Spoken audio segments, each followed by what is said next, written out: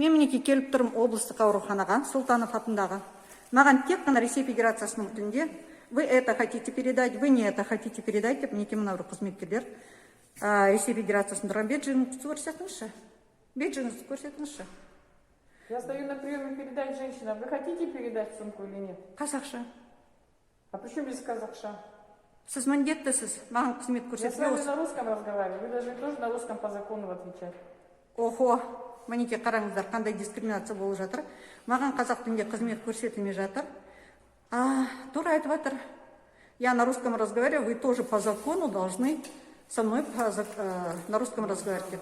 Тоқаев мырза, мінекей қазақ тілін бізге міндетті емес деп тастадыңыздар ма? Қазақ тілін алып тастадыңыздар ма? Не үшін мен по-русски сөйлеуім керек?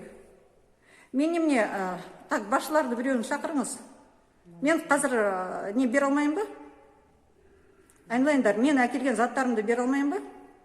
Неге бермейсіз? Онда неге маған адам дұрысты тілде Потому что сөйлемейді? ол ұқпайды қазақша, и я тоже наполовину не могу вам ответить. Енді біз немене істейміз?